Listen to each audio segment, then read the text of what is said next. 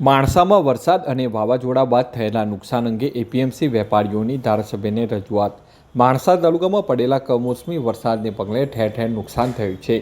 એમાંય ખાસ કરીને માણસા એપીએમસીમાં પાક પલળી જતા વેપારીઓ તથા ખેડૂતોને મોટું નુકસાન થવા પામ્યું છે। બુધવારે ધારાસભ્ય જયેશ પટેલે એપીએમસીની રૂબરૂ મુલાકાત લીધી હતી। તે દરમિયાન એપીએમસીના વેપારીઓએ નુકસાન અંગે ધારાસભ્ય જયેશ પટેલને રજૂઆત કરી હતી। દિવેલાના તૈયાર પાકને પણ નુકસાન થયું છે।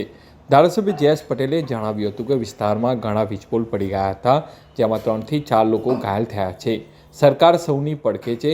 મુખ્યમંત્રી અને નાયબ મુખ્યમંત્રીને નુકસાનના સહાય માટે રજૂઆત કરવામાં આવશે, તેમ ધારાસભ્યએ જણાવ્યું હતું।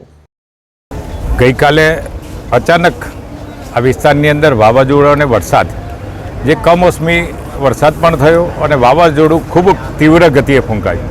આના લીધે માણસા એપીએમસીની અંદર પણ દિવેલાનો તૈયાર પાક અને એની હરાજી હતી, એટલે ઘણો પાક અહીંયાથી રોડ ઉપર તણાઈ ગયો છે। કારણ કે વરસાદ એવી રીતે થયો કે એકદમ 1 થી વધારે પણ ઇંચ વરસાદ પડ્યો અને એના લીધે જે આખું જે પાણી વહી ગયું એમાં પણ દિવેલા આ લોકોએ ઢગલા કરી રાખ્યા હતા અને ઢગલા તણાઈ ગયા।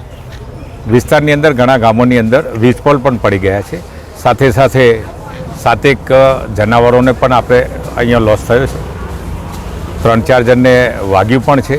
એમાં એક બેનને દિવાલ પડવાથી વધારે વાગ્યું હતું માણેકપુરના, એ પણ હું અત્યારે ખબર કાઢીને આવ્યો છું। એમની પણ પરિસ્થિતિ સારી છે અને ભગવાનની દયાથી એ પણ અત્યારે ભયમુક્ત છે।